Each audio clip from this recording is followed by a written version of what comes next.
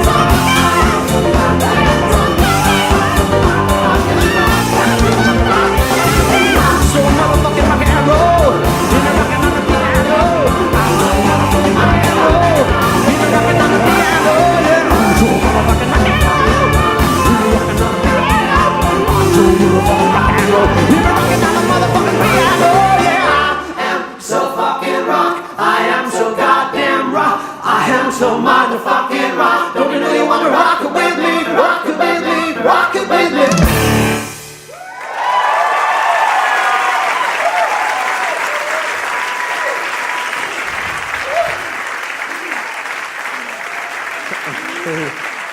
All the ladies in the house, come on and let me hear you say, ayo. Yeah, we can rock.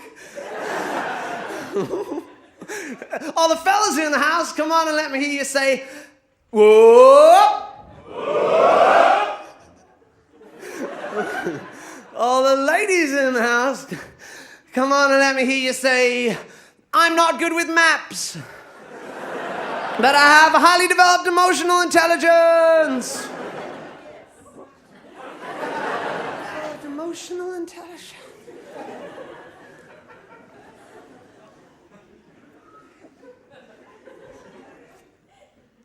Sorry. All the...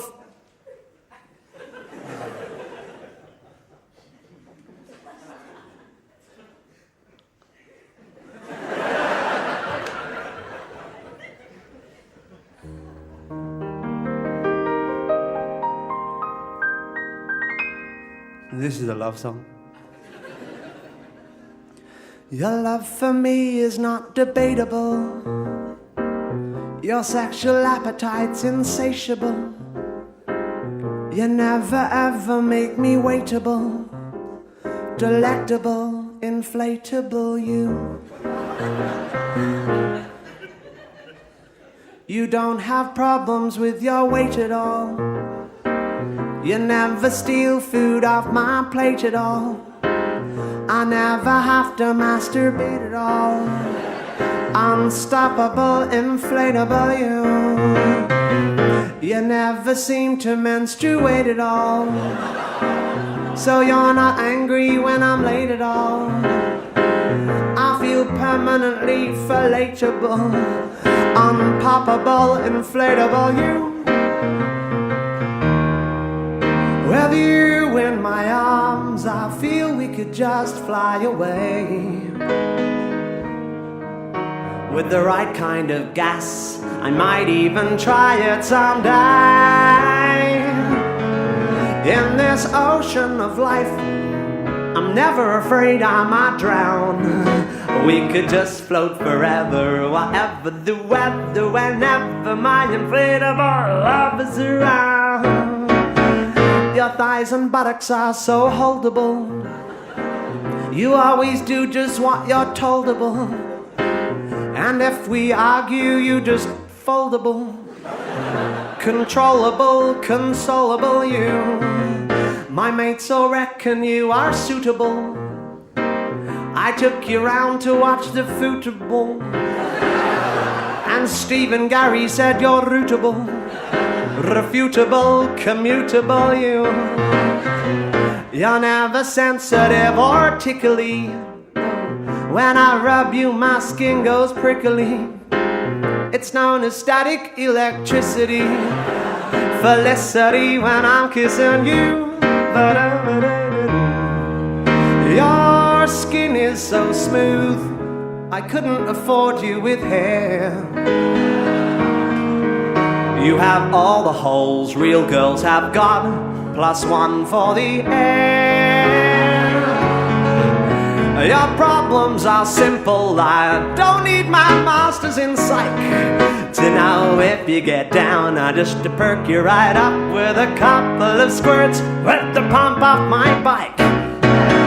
You never wake up when I snore at all, a trait which I find quite adorable. You have a box and you are storable, ignorable, backdoorable you.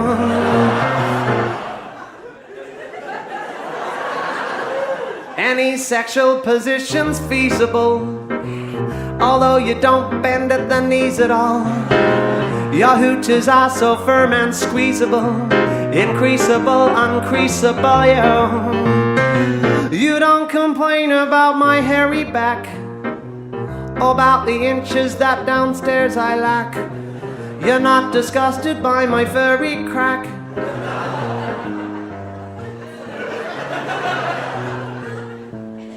Burt Bacharach, Jack Kerouac, ooh. Now birth control is not an issue, no, I clean it all off with it.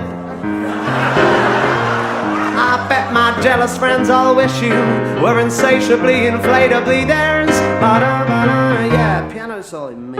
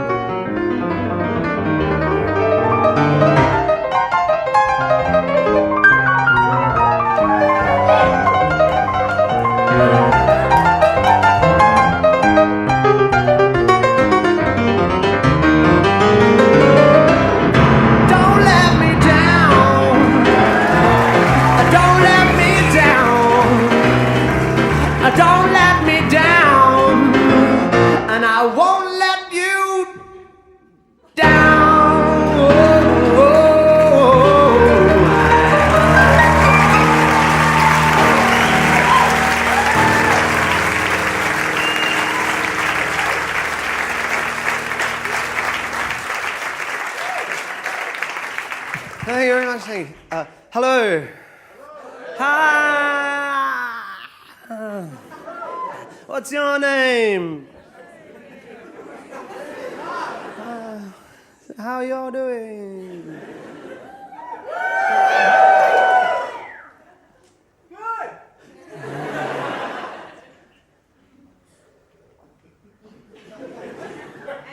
Oh, thank you. What a relief. I thought for a second that you hadn't elected a leader. Anarchy. I'm fine, thank you. What's your name, leader? Abby. Ah. Like a little church. Generous like a church. Thanks for asking. I'm fine. Good. I'm Tim, for those of you who just sort of popped down taking a punt on a small newspaper advertisement or something. I'll just give you a bit of background. I'm a person. I grew up, born and bred in Perth, Western Australia. Thank you. I did next to nothing to earn that privilege, but thanks anyway. I now live in London, in the United Kingdom, which is great. Perth. As you guys from Perth? Yeah, oh, right. Well, as you know, it's quite a quiet place. Those of you who visit, it's quite a small place. London's very busy. It's got a real sense of excitement. I mean, I love Perth, but London's got this sort of sense of urban danger, which is very seductive. You know, where I live in the north, like, for example, an ambulance seems to go past my house with its sirens blaring, like once every 3 minutes. There seems to be a statistically improbable number of North Londoners requiring urgent medical attention at any given time, and you can't help but feel excited because odds are you can't help but feel one of these days one of those ambulances is going to come for you. And it's different over there. Even the ambulances, for example, every time they go past my house, I notice they have the writing's green, for one. That's weird. And it says on the side in big letters, emergency ambulance. It's just like, surely the adjective is kind of implied by the noun. But then I figured it was probably just to distinguish them from our ones over here. They're just normal ambulances, you know, a little bit more laid back. They don't really emerge. They just kind of ambulate. Hang out in parks. Like massively over-equipped Mr. Whippy vans.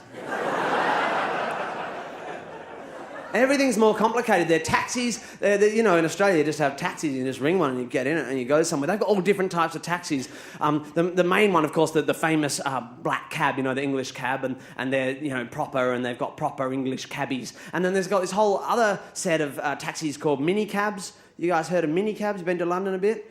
And, well, they just look like normal cars, but they have a special sticker and the driver has a special licence and he's allowed to act as a taxi. And then there's this whole other group of public transport vehicles that I hadn't heard about when I moved there, and they're called illegal minicabs.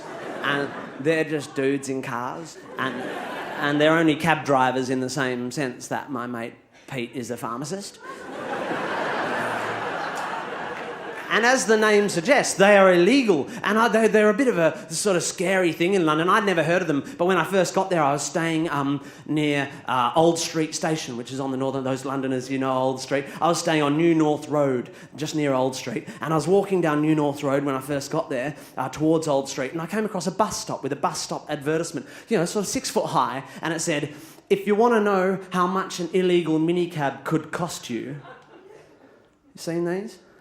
Ask a rape victim. That's how I felt shocked. I was like, well, look, I get the point you're trying to get across. I mean, it's very important, but in the middle of the street, a child could read. I just thought that's not necessary, that sort of thing. But I sure learnt my lesson. Because a couple of nights later, after I saw this sign, I was in Soho having a drink with some friends. And I went to the bar and I met a girl, you understand, what are you getting, that sort of meeting. And I got talking to this girl. She's a really great girl. We got chatting and we talked all night, but we got pretty drunk. And eventually it got sort of heavy, the conversation, and she disclosed to me that she'd been the victim of a sexual assault. So I asked her how much an illegal minicab would cost from Soho to New North Road near Old Street. where I was staying. And I'll never forget what she said. She said, about £8.50. I mean, it was closer to 9, but I'm surprised the system works at all.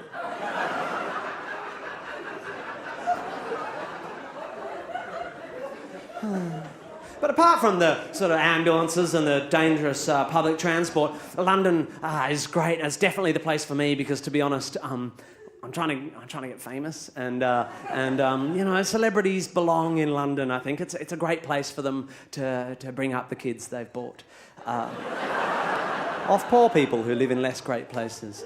And I'm not doing great, but I have met some famous people. I've got to tell you about this gig because it was really exciting. I did a charity gig and I had to go on stage after Mariah Carey.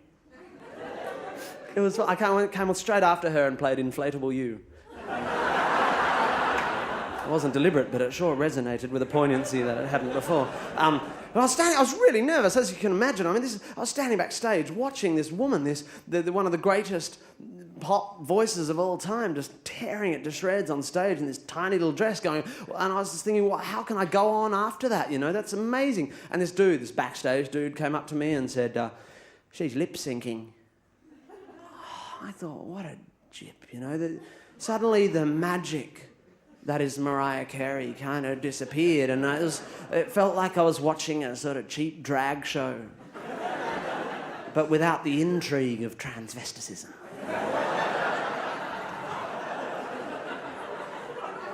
To my knowledge.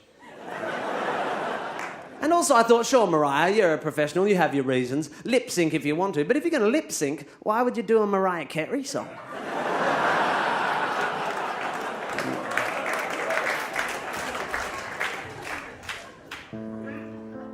This is a song about the music industry trying to get famous and having no depth.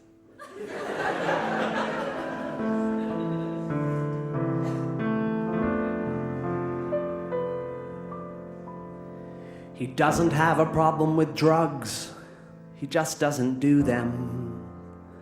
He's fine that his mates have tattoos, but he reckons they'll rue them.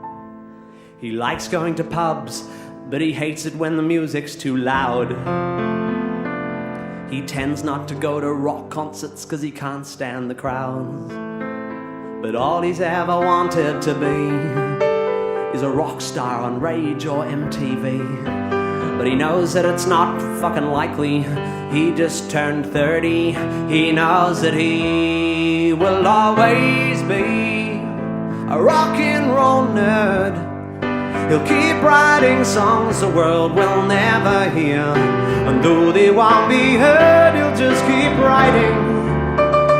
Oh yeah, but you see the problem is he always dreamt of being a star, but he learned piano instead of guitar, which in the 90s didn't get you very far. So while the other kids were learning Stairway, he was the piano to their forte. But he was convinced one day he'd rock their fucking asses and be an icon for the disenfranchised masses, and grow his hair long and rebel against the state. But just for now that'd have to wait, cause he's running late for his morning classes, and he will always be a rock and roll nerd. He'll keep playing gigs that no one knows about, and though it sounds absurd, he'll just keep playing. Oh yeah, but you see the problem is there's not much depth in what he's singing. He's a victim of his upper middle class upbringing, so he can't write about the hood or bling bling.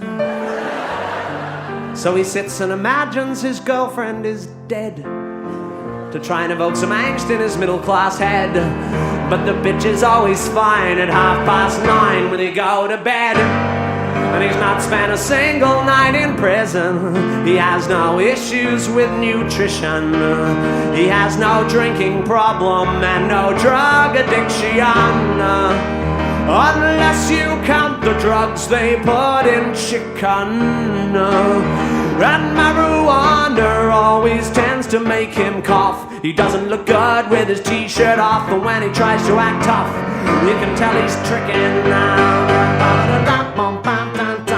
While his mates will go out late, popping pills and having fun, he goes home and showers and gets a good 8 hours. He gets his thrills from his morning run. While his mates will go on dates, taking speed and drinking cans of Jim Beam, he stays home and cooks, curls up with a book with a girl he's had since he was 17. Cause he's never really been part of the scene. While the other kids like Gunners, he like Queen. He's more into Beatles than the Stones. He's more Stevie Wonder than Ramones. And he's never owned a panel van. He never shot a Pantera fan. He doesn't know the difference between metal and thrash. He couldn't tell you nothing about Axl and Slash. He likes Ben Folds and the Jackson 5. He knows all the words to Staying Alive. And though he wants to be all grungy and cool, he spent 11 years at a private school. So it don't matter how he tries, he cannot hide behind his rock and roll lies. Cause you've either got it or you don't. Yeah, you'll either rock it or you won't. Yeah, you've either got it or you don't. Yeah, you'll either rock it or you won't. He knows that his music lacks depth, but it just can't be helped. He has nothing interesting to say, so he writes about himself.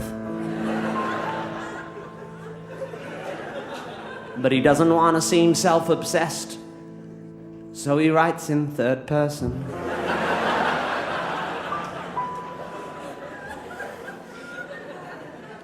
In an attempt to seem more rock and roll, but he suspects it's not working.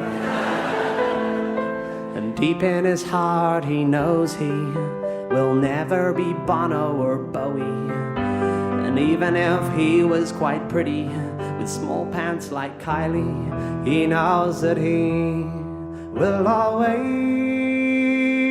be a rock and roll nerd.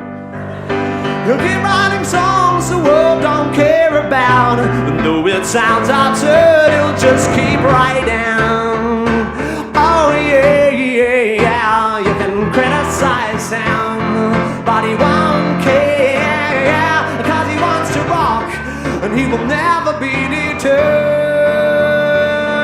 But he'll always be a fucked up little try-hard wannabe rock and roll nerd.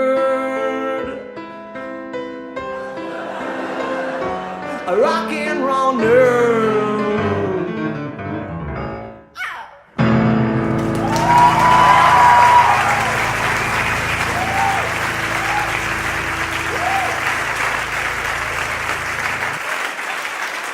Hi, thanks. I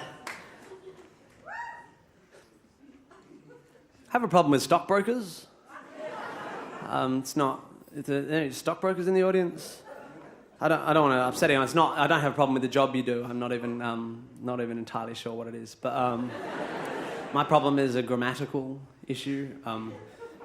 Because broke is the past tense of break. So strictly, I don't think you can have a broker. Like, I don't call myself a singer.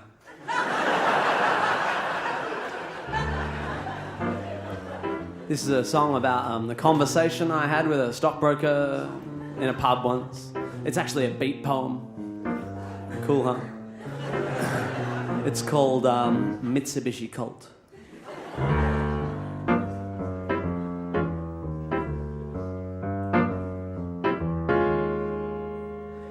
He looks at me intensely, eyes sparkle, contact lens green with artificial envy, cocks his head and fixes me with a condescending stare, flicks his bleached blonde-tipped hair and theorizes thus. You know what I reckon? Pause for effect. Adjusts his tackle as if it's semi-erect. I figure I better give him what I know he expects. What do you reckon? A hand on the shoulder, an avuncular wink, sips his lemon drink, spits out the pips, hands on hips, licks his lips like a wolf near a flock. Yet again adjusting this fantasy cock, he delivers his philosophy. I reckon it don't matter. It don't mean squat what you earn or what you got or the style of your hair or what you wear. It matters not. I mean, what do you care that I live on a hill with views of the beach, that my chicks and my dogs have an ensuite bathroom each, that I've already reached my first 10 million and I'm only 36? You're as thick as 2 bricks if you think you can fix what is broken in your life with money. And the funny thing is, and I shit you not, I would give it all up like that. He leaves me to ponder his wisdom for a bit, and with a click of his fingers he beckons the blondest, bimboest barmaid, and grinning ridiculously orders a G&T and a beer for me. And before I can escape he's back saying, 'Cause mate, the thing is, all that crap, it's all superficial, it's all just our front. I mean, anyone can be a rich cunt, but the thing we all want can't be bought with dosh. You know what I mean, boss? 'Cause it's not like you give a toss that when I want to get slim, I've got my own private gym and a personal trainer called Danielle or fucking Darlene. She's got tits like those chicks in Playboy magazine. And it's not like you care that I own a controlling share of an overseas company that builds accounting software. It matters not one bit. I mean, who gives a shit if I earn 600 grand and drive a brand new Land Rover? You know, I'd hand it all over like that. He pauses for a beat long enough for me to retreat to a seat and sit elbow on bar and contemplate this guru with his white teeth and his big car and ponder silently my belief that genius comes in many forms and that this postulating peroxided porn star prick ain't one of them. My speculation cut short as he reforms like Terminator 2, and before I have time to abort, he descends upon me and snorts. I guess what I'm trying to say, in my own little way, is that I reckon musos and artists and that, well, I reckon they're great. I know some people who reckon you guys just sit on your bums and don't get out of bed till the pizza man comes and smoke cones and take crack and whack off all day, but I don't care what they say. And I don't listen to people who say all actors are gay. Not that I don't think that's okay. I mean, as far as I'm concerned, although it's not my bag, if you want to be a fag, you know? I mean, who am I to say where you come and where you go in the privacy of your own homo? Homo.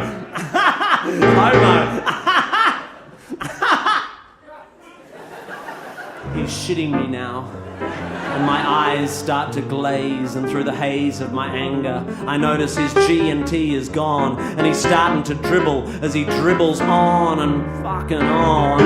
But you musos are alright. I don't know much about music, but I know what I like, and I reckon I'll give it all in to be like you, Jim.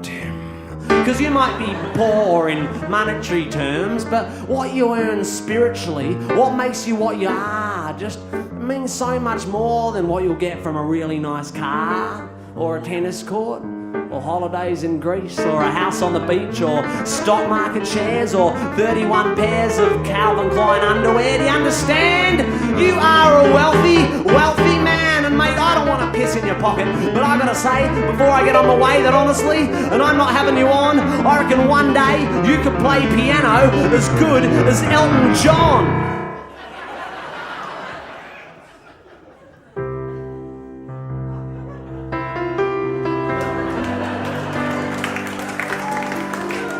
The cops are still mingling, though the crowd shuffled out. I've got ice on my hand, where my fist met his mouth. And although I explained that it wasn't my fault, I have an $800 fine for aggravated assault. So before it gets worse, I reckon I'll bolt. A wealthy man in a 1981 Mitsubishi Colt.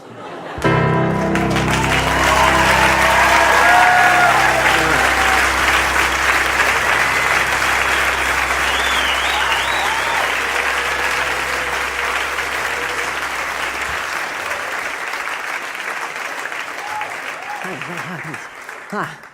Is everyone relaxed? So, I've got this little personal confession. I've been going to see a psychologist recently. No, I know. Well, I know. It's weird because obviously on stage I look like totally well-adjusted, and so it comes as a surprise. But I've been speaking to this site. It's not a big deal. Just talking about stuff, few little things that I think could probably just make my life a bit easier. And one of the issues I have is with anger.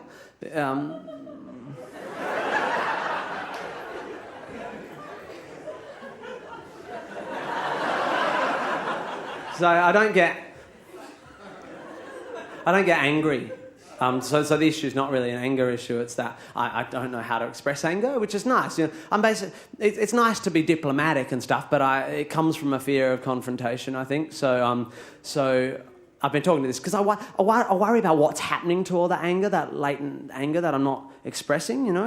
So anyway, he reckons what I should do is write my feelings down, thereby expressing myself without having to confront anyone, so that I don't bottle it up. And so I've been doing that. I've been doing some writing, and I've written a poem, which is really helpful to write. I think it might be even more helpful to sort of do in front of a sympathetic, non-judgmental kind of neutral crowd like you guys. So this is my poem. It's called, I've given it a title. It's called Angry, or in brackets, Feet.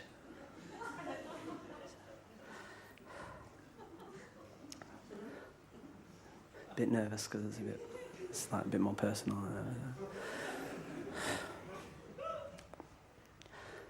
Sometimes I get a bit angry, but you couldn't tell. No, you couldn't tell unless you looked real closely. Sometimes I get a bit angry, but it's all right. Yes, it's all right because I keep it out of sight. Inside, deep inside. I breastfed till I was 9.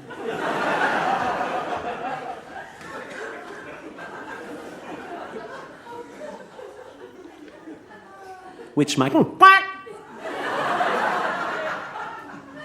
doctor says is fine. And he also says I deal with anger better if I wrote about myself in a poem or a letter. My mother was a fucking bitch!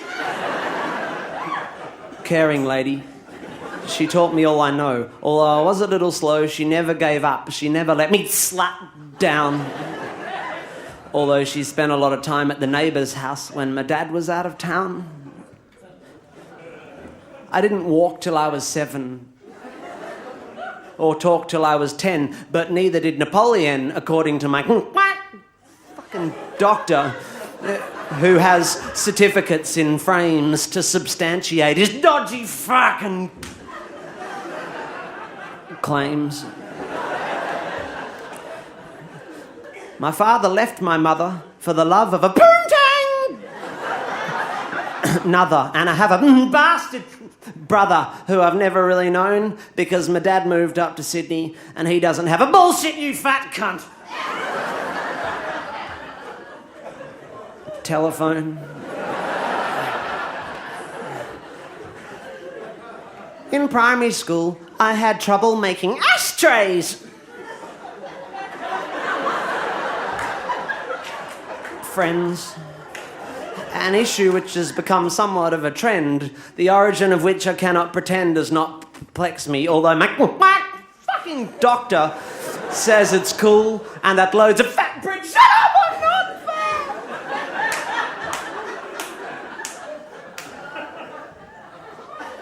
fat! Kids at school have problems with communication, and that a course of medication would be wise, and combined with more honest self-expression could help me with my issues with emotional repression. And at $200 a session, I think I'll take the thieving bastard fucking chap's advice. So, I quite like porn, photography, and books on guns, history. And I'd like to be a politician.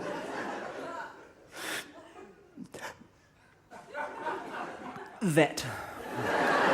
And I feel as I get older, I'm more in control of my violent tendencies. And when I die,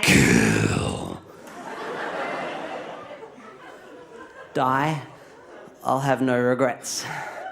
And I feel that all this writing is really puffy, exciting, and my fucking doctor would be proud because I feel a lot less angry and I'm saying stuff out loud and I'm letting anger out. Like today in our last session when I taught a lesson because he said I'm not progressing, said I wasn't moving forward. So I said, well, let's see how you move without your fucking legs. And I tied him to his chair and I pulled out my machete and I listened to him beg and then I cut his fucking feet off. And while he lay there bleeding, I used his feet to kick him in the head.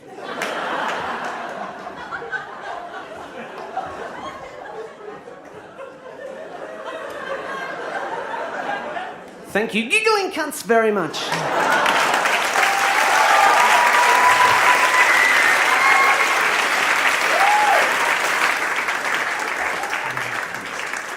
I hope that was that helped. That was very helpful. Yeah, I feel a lot better. Yes, thank you. Abby, another man just asked a question. Are you a leader or what? No, thanks.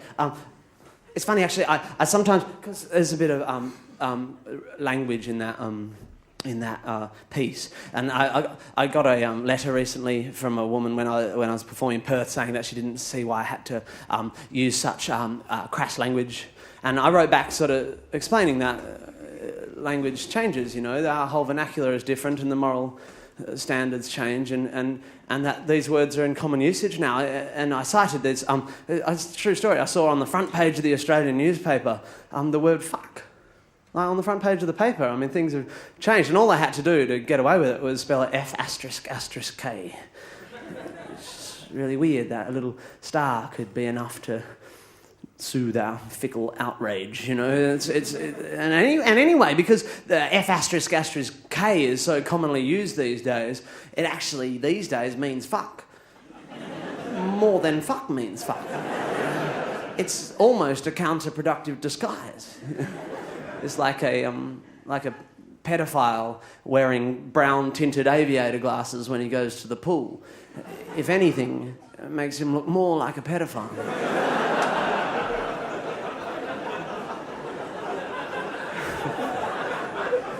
Strangely, and I also pointed this out in my letter, the protection afforded the word fuck by the humble asterisk does not necessarily apply to all words, even seemingly innocuous, perfectly harmless words. Like any word, like take the word finger, for example, perfectly harmless word, but when used in a sentence such as, I want to finger your mum,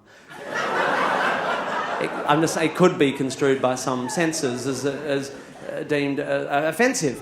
Now, you'd have to say that the offensive word in that sentence is the word finger, used in this case as a verb or a doing word. But you would not get that sentence on the front page of the Australian newspaper by spelling it F***Ger.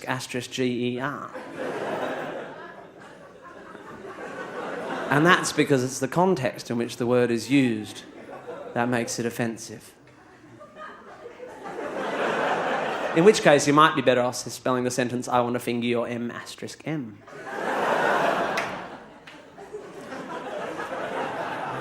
I guess the reason I brought that up, I guess what I'm saying is, if anyone has been offended so far by anything, if you're the sort of person that finds any of that sort of stuff objectionable, or for that matter, if you're a religious person,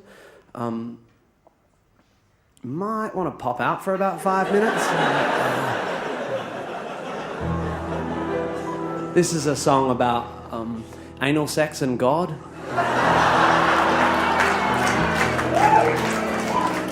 It's called 10-Foot Cock and a Few Hundred Virgins.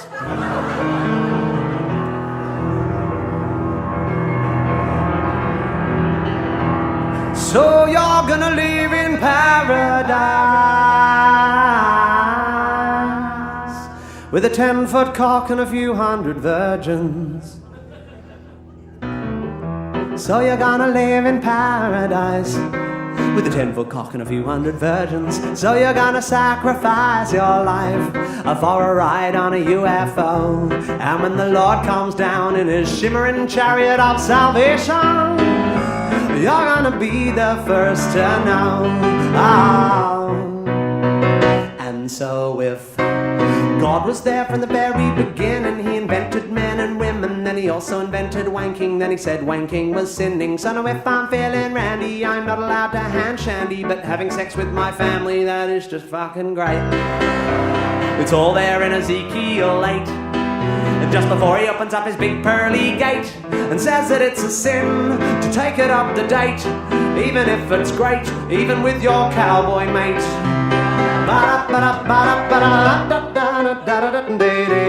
So you're gonna live in paradise with a 10-foot cock and a few hundred virgins. So you're gonna sacrifice your life for a shot at the greener grass. And when the Lord comes down with his shiny rod of judgment, he's gonna kick my heathen ass. Oh. So if you cover the bodies of your women, everybody is grinning because black is so slim, and though it's not great for swimming, but it gives you an erection with the increased sexual tension. What with the UV protection, that is second to none. You'll find it all in the Quran, just next to the bit that justifies guns and says that it's a sin to take it up the bum, even if it's fun, even with permission from your mum.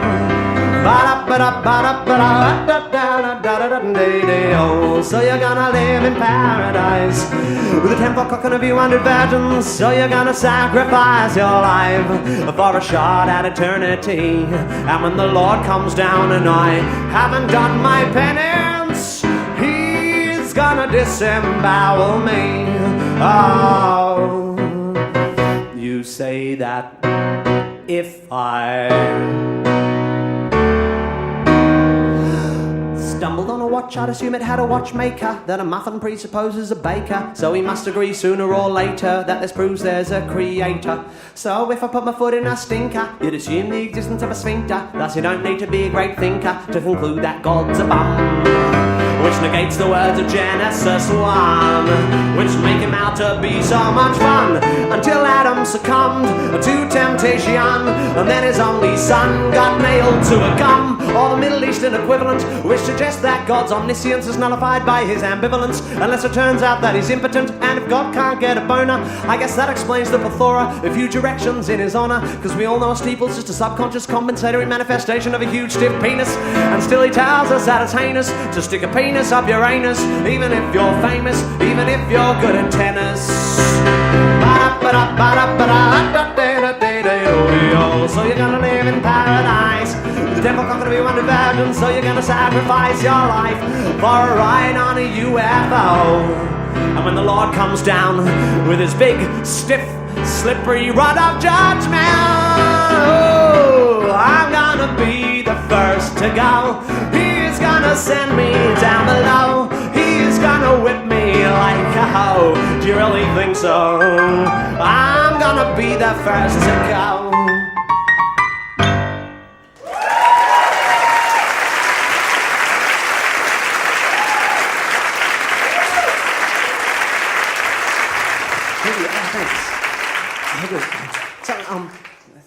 Thank you. Sometimes because material like that doesn't necessarily respect entirely some of the idiosyncrasies of a couple of the major monotheistic doctrines.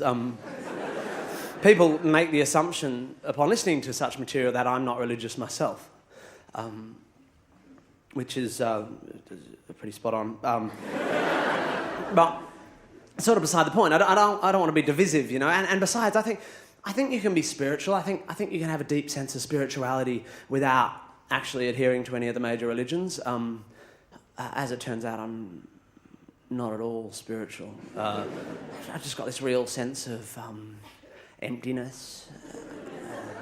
But I believe in things, you know. I believe in rocks and gravity, and I have like a relativist morality, which I can manipulate to suit my worldview.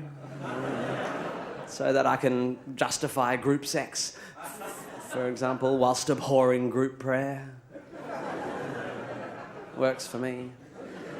But you have to admit, really, ironically, I guess, given all the religious violence in the world, one of the things that actually binds us all, that we all have in common across all cultures and indeed all time since the beginning of recorded thought, is this tendency to invoke the supernatural to help us explain those things in our lives which we find difficult to explain using only the evidence at hand, you know. A modern example of this, I saw on telly recently a show about, it was called, I think it was Miracles in the Womb, or Extreme Wombs, or something, Changing Wombs. It wasn't that. But anyway, it was about multiple births, and a woman had given birth to naturally conceived identical quadruplet girls, which is very rare. And she said, the doctors told me there was a 1 in 64 million chance that this could happen. It's a miracle! But, of course, as we know, it's not, because things that have a 1 in 64 million chance of happening happen all the time. To presume that your 1 in 64 million chance thing is a miracle is to significantly underestimate the total number of things that there are. Maths. It's interesting, actually, now that I live overseas, it struck me anew when I came back to Australia this time that here this compulsion towards the supernatural and the mystical seems to manifest itself mostly in Australia in the presence of bumper stickers. You know the ones I'm talking about? They're usually purple, and they generally imply the existence of a benevolent spirit of some sort looking after us all, and especially the people who bothered to put the sticker on their bumper. They say things like the goddess is dancing, and my favourite probably is don't drive faster than your angel can fly. As if of all the possible restrictions an angel might face, speed is the... Unless they're just proposing the possibility of the existence of unfit angels. And probably the one that annoys me most, because it's most common, I think, is, I'm sure you've all seen it, magic happens. Magic happens, they usually sparkle. I don't know what it is about magic happen stickers on cars, but every time I see one, I want to get out my permanent marker and sort of sneak over and write underneath it, so does cot death.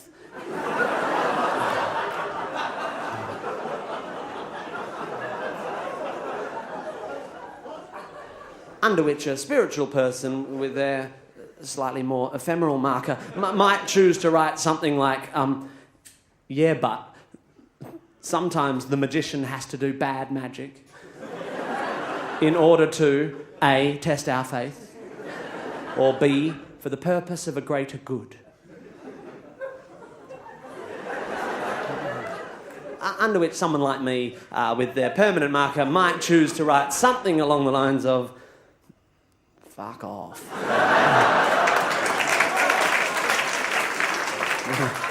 Thus ending an otherwise perfectly sensible bumper-based philosophical argument. I have a particular religious friend I go head-to-head with and get very boring at dinner parties with on these sort of big questions, and he always sort of seems to think that to be sceptical is to be cynical, and that my view of the world sees no beauty, which I always argue is not the case. I mean, I find the world a really exciting place. There are ideas that are a bit more sciencey, that are just as exciting as the kind of magic-y ones, you know, like the one of the greatest ideas of all time, evolution, the theory of natural selection, you know.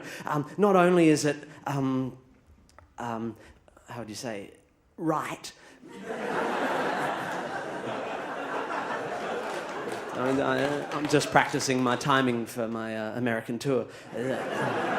Pause, right, and duck. Duck. I mean, not only is it good science, but it's also really thrilling, don't you think, this idea that an individual of a species can be born sort of mutated in a good way.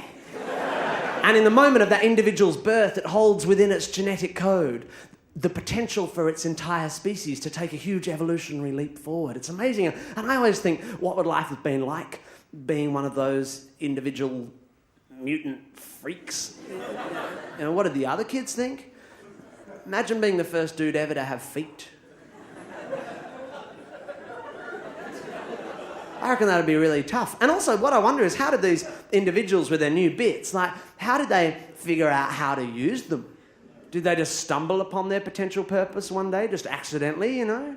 Imagine you're a fish, and you're just swimming in the ocean with your school, and you're all just hanging out, swimming, same as always, because you're fish. And suddenly, out of nowhere, Tony... Fucking Tony. Tony just goes, I'm getting out.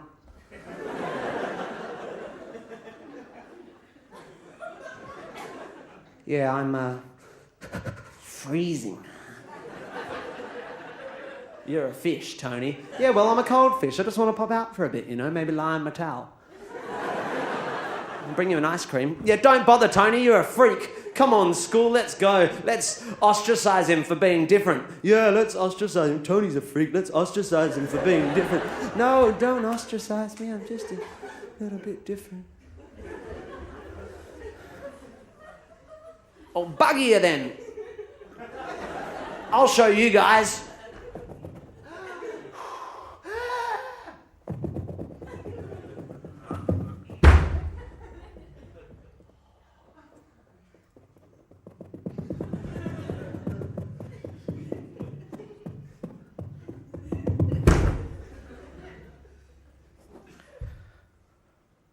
Fuck me.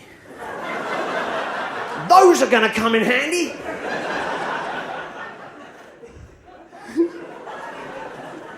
And imagine what Tony would think, standing there on his brand new feet, on the brink of the beginnings of mankind as we know it. If he could look forward just a few short hundreds of millions of years to see one of his descendants, an Israeli Jew by the name of Jesus, having a nail hammered through his feet. The very feet that Tony provided him with as a punishment for having a sort of schizophrenic discourse with a god who was created by man to explain the existence of feet in the absence of the knowledge of the existence of Tony.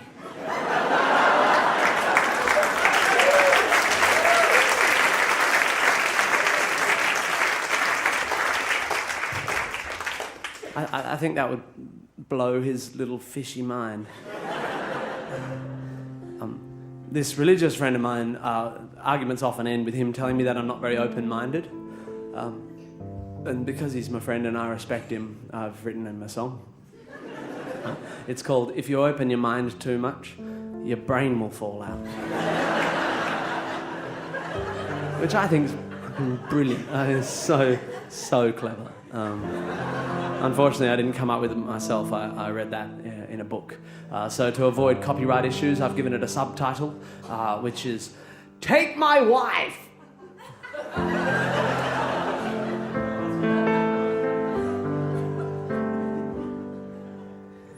If anyone can show me one example in the history of the world of a single psychic who's been able to prove under reasonable experimental conditions that they are able to read minds. And if anyone can show me one example in the history of the world of a single astrologer who's been able to prove under reasonable experimental conditions that they can predict future human events by interpreting celestial signs. And if anyone can show me one example in the history of the world of a single homeopathic practitioner who's been able to prove under reasonable experimental conditions that solutions made up of infinitely tiny particles of good stuff dissolved repeatedly into relatively huge quantities of water have a consistently higher medicinal value than a similarly administered placebo. And if anyone can show me one example in the history of the world of a single spiritual person who's been able to show either empirically or logically the existence of a higher power with any consciousness or interest in the human race, or ability to punish or reward humans for their moral choices, or that there is any reason other than fear to believe in any version of an afterlife, I will give you my piano, one of my legs, and my wife.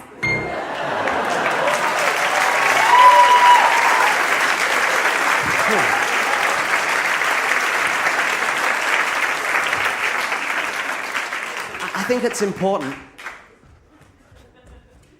I think it's important that even if, you know, one's job, as it is in my case, is to entertain.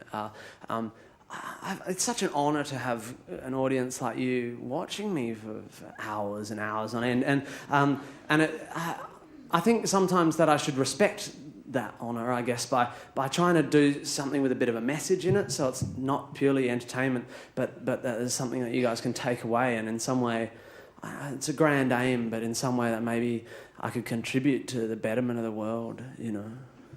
So I've got this song which addresses an environmental issue about which I feel very strongly, and I'd love to perform it for you now in the hope that maybe we can contribute to the resolution of this issue. Hit it.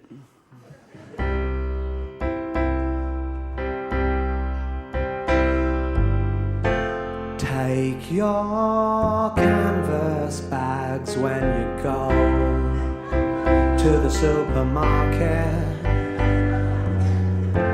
Why use plastic bags when you know the world can't take it?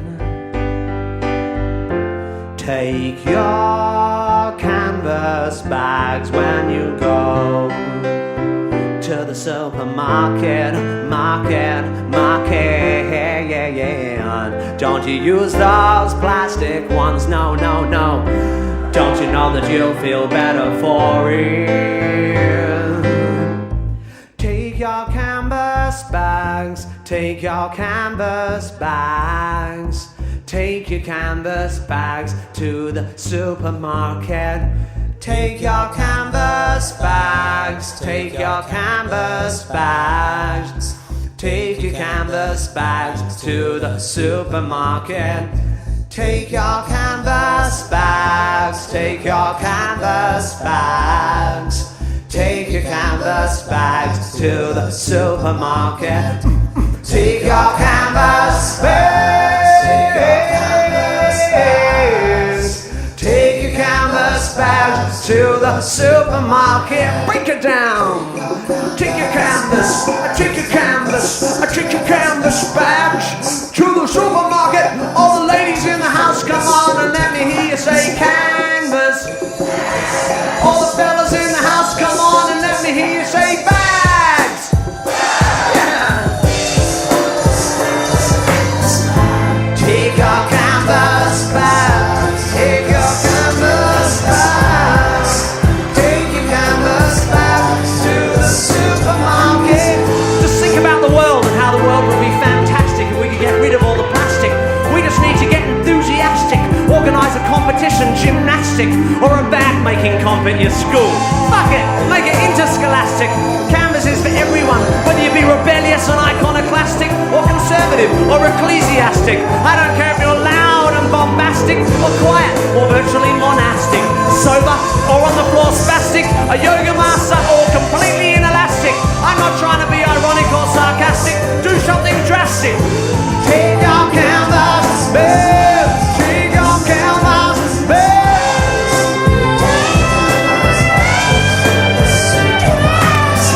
Yeah, clap your hands. Yeah, take your canvas. Yeah, take it, clap, yeah. Sing along. If you figured out the words, just sing along. You just gotta keep it going for me.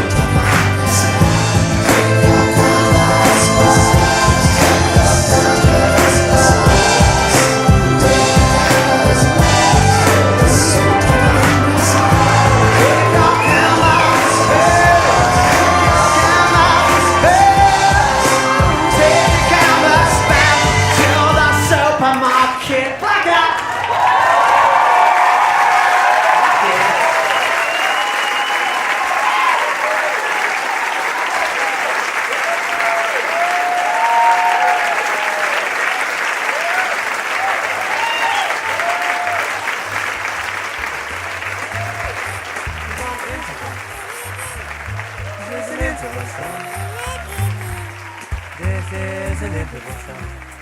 Cause we're going to the interval. It's an interval song. Cause it's the interval. We got the interval song.